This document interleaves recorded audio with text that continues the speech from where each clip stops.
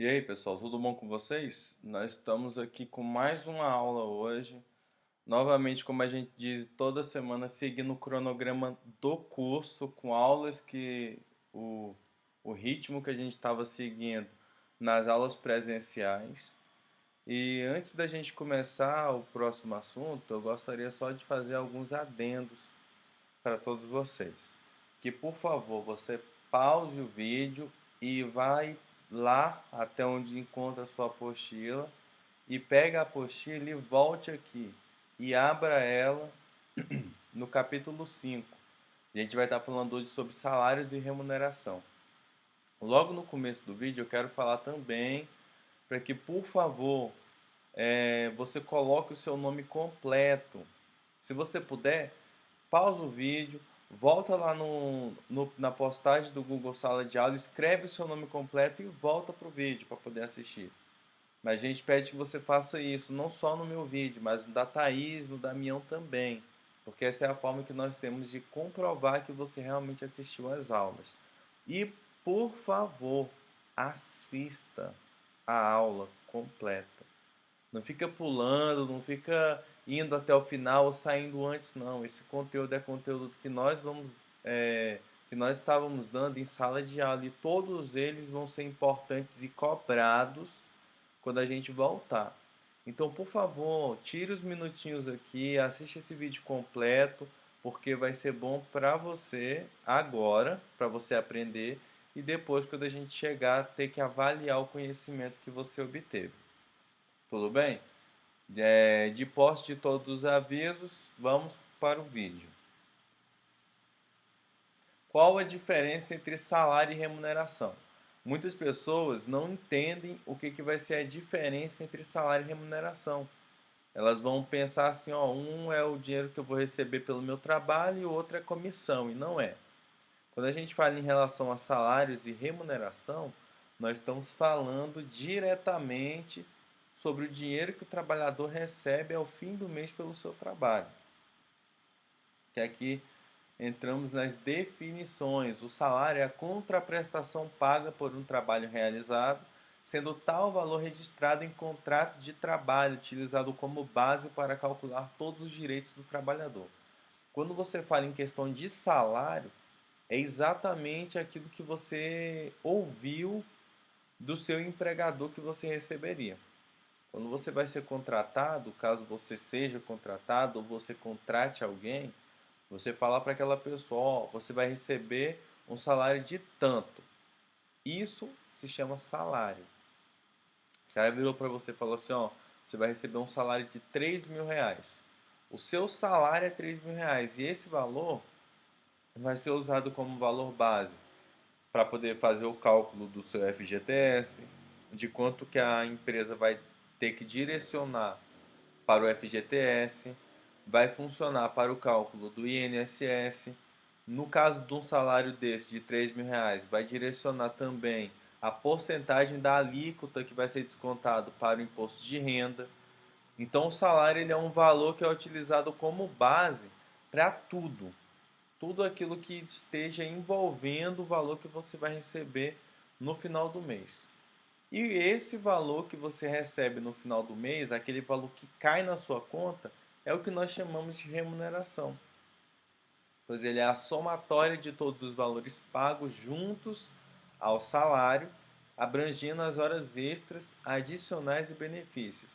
Então, novamente, a remuneração ela não é comissão, ela não é adicional, ela é o valor total. Se você trabalha ou você emprega alguém, você sabe que todo mês você tem que estar recebendo um contra-cheque, alguma forma de satisfação do que você está recebendo ali na sua conta. Então, se você reparar, o seu empregador virou para você e falou assim, ó, você vai receber 3.000 de salário, quando chegar no final do mês não vai ser R$ 3.000 que você vai receber. Esse valor que você vai receber se chama remuneração. Seja ele maior ou menor que o salário. Ele vai ser o campo que tem escrito valor total no seu contra-cheque é chamado de remuneração e não salário. Espero que as dúvidas tenham sido sanadas. Qualquer coisa, se Sobrou alguma dúvida ainda? Eu peço que você pergunte no grupo, mande no pessoal, mas você não deixe essa dúvida ficar contigo, beleza? Vamos lá, quais os principais tipos de salário? Eu vou falar cada um deles aqui e vou explicar um pouquinho de cada um. Se ficar alguma dúvida, novamente, procure, mas eu espero que esteja esclarecido. O salário mínimo é o valor estabelecido por lei, essa lei que você pode dar uma lida aí, que corresponde ao valor que um trabalhador pode receber como contraprestação. E não somente a um valor, mas é como está escrito, ao menor valor dos serviços realizados ao empregador. Então é um valor que é definido pelo governo através de uma lei como um valor mínimo que o trabalhador pode receber. O que é um pouco hilário porque o governo define como um valor que seja capaz de suprir as necessidades básicas, educação, saúde, lazer, e dê para o trabalhador sobreviver com isso durante os 30 dias. E dessas mesmas pessoas que promulgam essa lei, eles recebem salários de 30, 40 mil por mês. Então, o salário mínimo é exatamente isso, é o mínimo definido pelo governo para que todo trabalhador receba pelo trabalho que ele presta, o mínimo possível. Aí a seguir nós temos o piso salarial, que é o valor mínimo determinado pelo sindicato para determinada categoria. Caso você trabalhe na área de vendas, você já ouviu falar de um valor chamado valor comercial de salário, o salário comercial. Esse salário comercial é o piso salarial dessa categoria, varejista, para ser mais específico. Essa categoria ela é regida por uma lei à parte, que vai determinar assim, ó, o salário mínimo que essa pessoa que exerce essa função específica vai receber é X. Vamos supor que o salário do vendedor seja 1.200, por exemplo. Então não vai existir vendedor do comércio varejista que receba menos de 1.200, mesmo o salário mínimo sendo 1.045. Então ele ultrapassa um pouco o salário mínimo, mas estabelece como a quantia mínima para que aquela categoria em específico receba. Aí nós temos o salário profissional, que é o valor mínimo fixado em lei novamente, dado a indivíduos que integram uma categoria profissional. Ele vai funcionar de forma semelhante ao piso salarial. Porque aí a gente colocou exemplo, advogados que trabalham 40 horas em escritório de advocacia, no mínimo eles têm que receber R$ 2.559,70. Esse é o mínimo que a categoria define, então ele não pode receber menos que isso. Aqueles que trabalham 20 horas vão receber o equivalente a um pouquinho a mais da metade desse valor, é 1.300 e pouco. Mas esse salário profissional ele vai ser definido por lei, é como se fosse um piso salarial de determinadas categorias específicas, que a gente chama de categorias profissionais. Deu para entender a diferença? Ele é parecido, mas é um pouquinho diferente do piso salarial.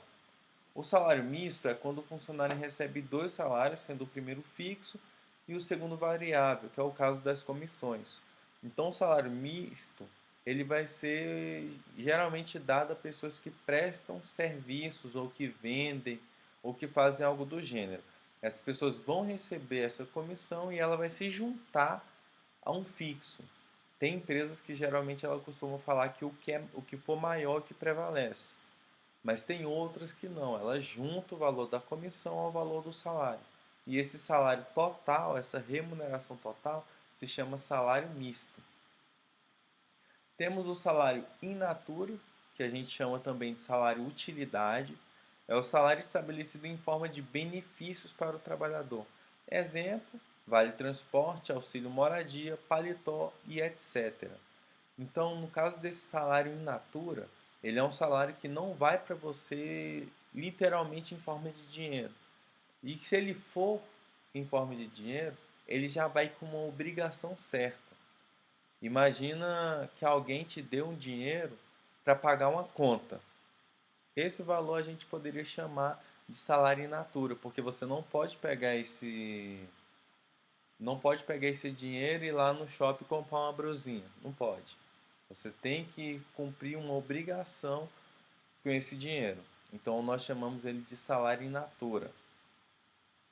E por último, o prolabore, que é o valor pago aos sócios de uma empresa. Não há regras como o salário comum, mas pode definir se receberá o 13º. O prolabore, pessoal, só para explicar de forma bem simples, ele é o salário dos sócios da empresa. Ele é o salário que quem é dono da empresa recebe. Porque imagina, você é o dono da empresa. Você assina a carteira dos outros. Quem vai assinar a sua carteira? Quem vai definir o seu salário?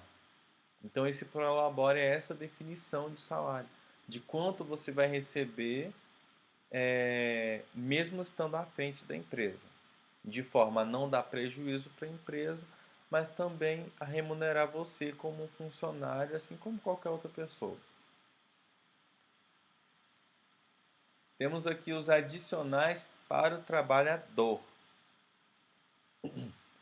Primeiro, insalubridade e periculosidade. A gente vai falar alguns adicionais que o trabalhador recebe, mas geralmente quando a gente fala de adicional, a gente sempre lembra desses dois, insalubridade e periculosidade. Se você fala assim, professor, mas eu não sei qual a diferença entre eles.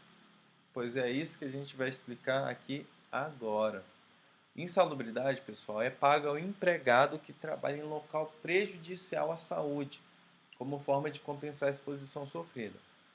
Então, toda vez que a gente falar em adicional de insalubridade, são para pessoas que trabalham em ambientes perigosos, que são perigosos à saúde dela, seja radiação, som, calor, frio. A gente chama esses ambientes de ambientes insalubres, quer dizer que pode deixar você desde gripado até queimar, causar algum prejuízo à sua saúde. E esse adicional ele vai ter um valor variável. Aí você pergunta, mas como, professor? De acordo com a periculosidade do ambiente. Vamos supor um ambiente que tenha som alto. Então, de acordo com os decibéis desse ambiente, vai ser definida a porcentagem do adicional de insalubridade. E esse valor vai variar e cabe ao Ministério, à Delegacia do Trabalho, definir essas normas. Você lembra quando a gente falou, há um tempo atrás, da Comissão Interna de Prevenção de Acidentes? É através dela que vai ser definido um pouco do que são esses adicionais de insalubridade e periculosidade. Deu para entender um pouquinho sobre insalubridade? Caso não, por favor, mande a dúvida, mande a pergunta para a gente. E periculosidade é o valor acrescentado ao salário como forma de compensar a exposição do trabalhador à situação perigosa que coloca em risco sua vida. Então, no caso desse adicional, o empregado ele vai receber esse adicional quando houver risco à vida dele. Quando o fato dele estar trabalhando dê a ele risco de perder a vida.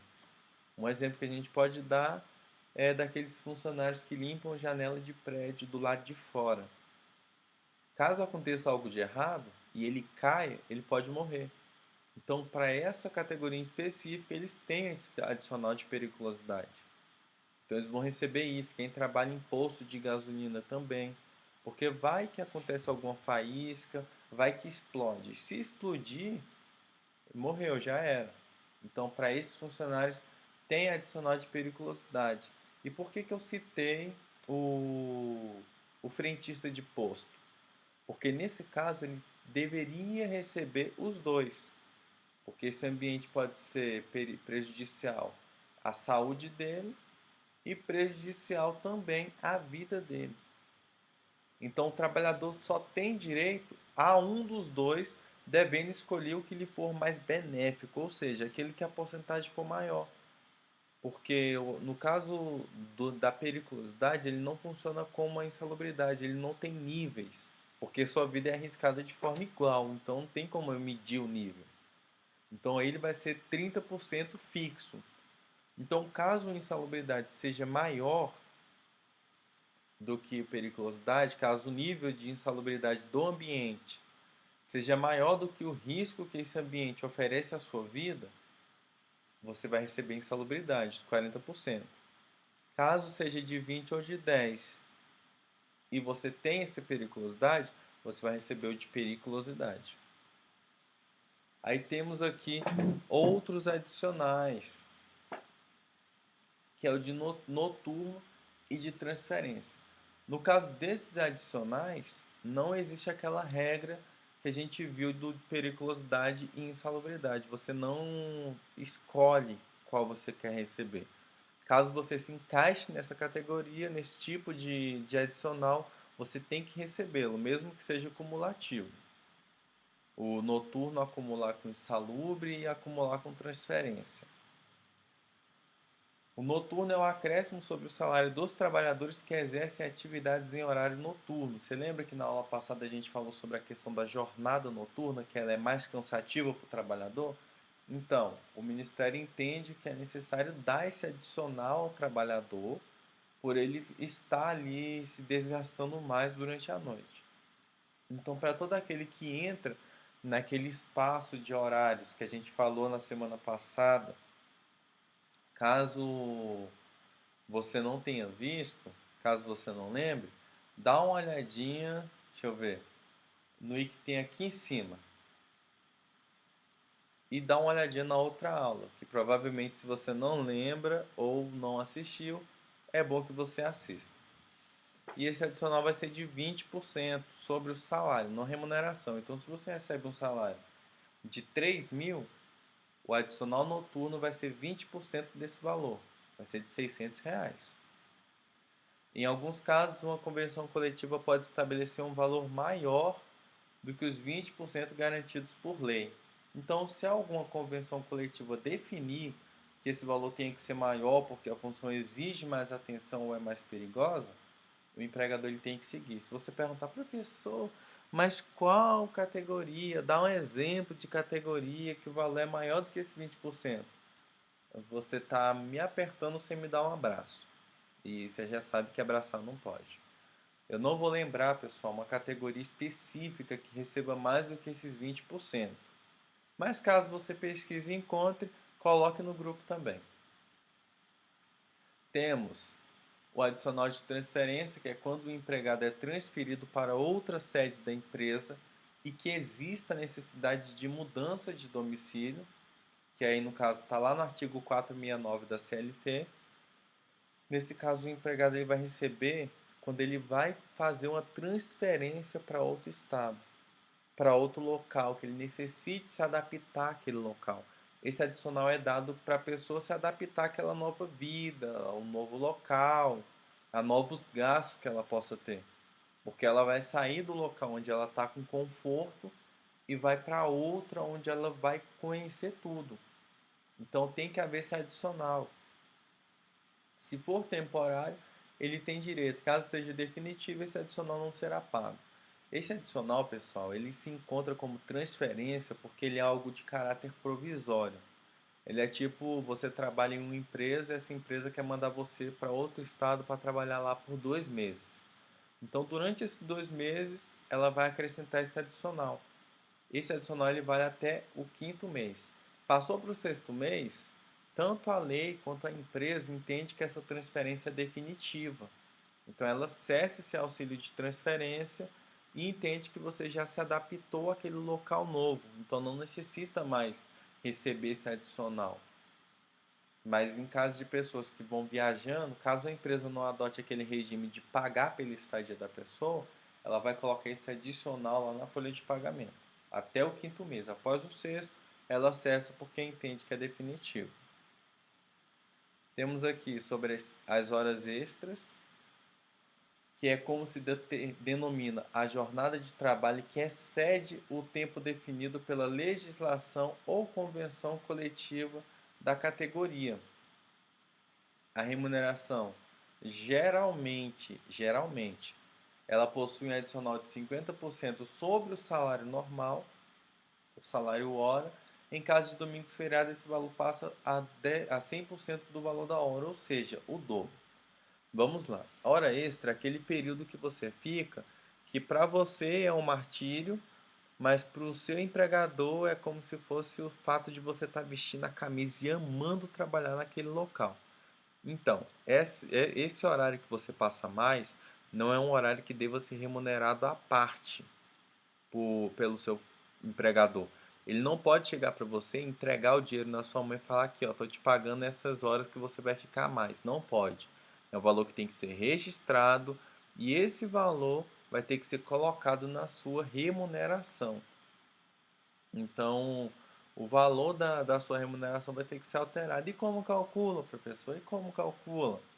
Você vai pegar sua calculadora aí, pega o seu salário, o valor de salário que você recebe, divide esse valor por 220, que é aquelas horas padrão que a gente viu na aula passada. E que se você não viu, por favor, olha lá na aula passada. E você vai ter o valor da sua hora de trabalho.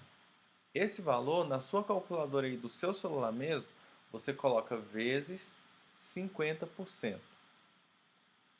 Então você vai pegar e multiplicar esse valor por 50%. Você vai obter o valor que você vai somar o valor da sua hora. Então vamos supor que a sua hora de trabalho dá R$ 5.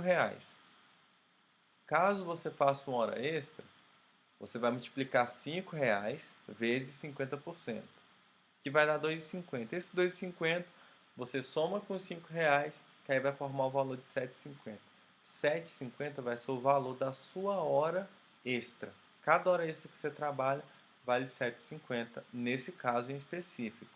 E caso você trabalhe em domingo e feriado, esse valor vai dobrar. Você vai receber 100% desse valor. Temos a compensação de horas. Lembra que na aula passada a gente falou que ia deixar esse assunto para depois? Esse assunto é agora. É o acordo por escrito estabelecendo compensação de horas a mais nos outros dias em decorrência de alguma folga a mais, geralmente devido a feriados e finais de semana. Então, quando você vai fazer esse acordo de compensação de horas, ele não é algo que é falado. Vamos supor uma situação. Novamente, eu vou colocar a situação aqui. Você está trabalhando ali de segunda a sexta, então você não trabalha sábado e domingo.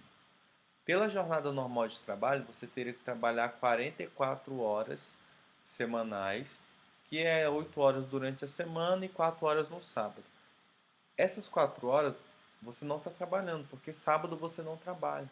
Então, esse acordo é um documento por escrito em que você autoriza o empregador a pegar essas 4 horas e diluir elas durante a semana. Nem que ele coloque assim, ó, de segunda a quinta você vai trabalhar 1 hora a mais, porque você não está trabalhando no sábado. Então, você vai assinar e esse acordo se chama acordo de compensação de horas. Aí nós temos aqui também o banco de horas, que é assim como existe a compensação de horas a mais, também foi criado o banco de horas, onde o trabalhador que vai acumulando horas pode trocar por descanso remunerado.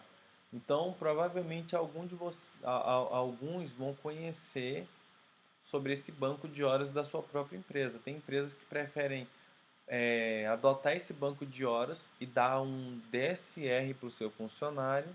Caso você não saiba o que é DSR, olha na aula passada. E vai trocar isso. Esse banco vai se acumulando, a pessoa, em vez de ter esse valor somado ao seu salário, ela vai acumulando horas. E quando ela acumular as horas suficientes, ela recebe um DSR. Deu para entender, pessoal? E temos aqui, por último, o que são comissões.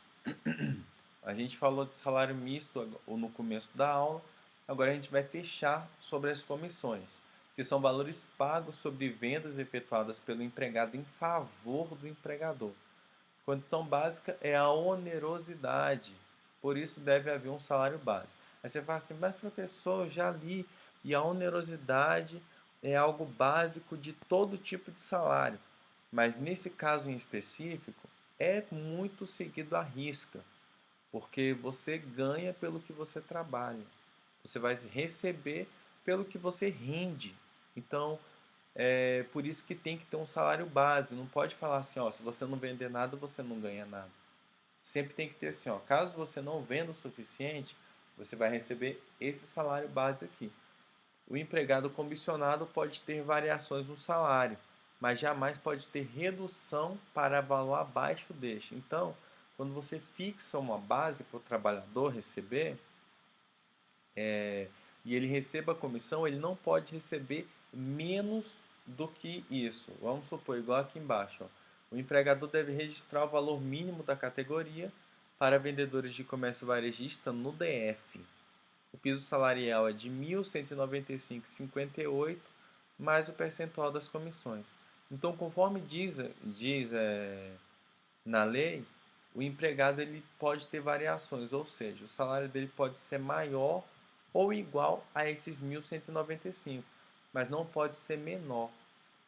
Então a pessoa tem que ter esse percentual, seja para a empresa adotar a postura de falar que ele vai receber o que for maior, ou para acrescentar o valor. Ele pode ter variações para subir esse valor, ou então ficar no valor base, mas não pode ter o valor decrescido. O salário dele não pode ser menor do que o piso salarial da categoria.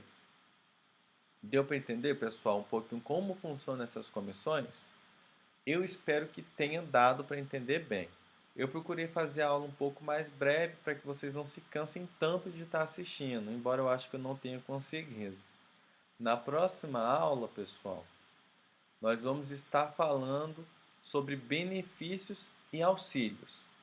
Então, se você tem alguma dúvida, por favor, procure a gente, pergunte, só para poder conferir que vocês estão assistindo o vídeo completo. Eu quero que, se você assistiu tudo, você comente lá no grupo do WhatsApp, abacaxi laranja, para me entender que você viu o vídeo até o final. Deu para entender? Abacaxi laranja. Comenta lá no grupo. Quem não entender nada é porque não assistiu o vídeo. Não explica. Esse é o nosso código secreto. Pessoal, até o próximo vídeo. Espero que tenham entendido. Qualquer coisa procure e tchau.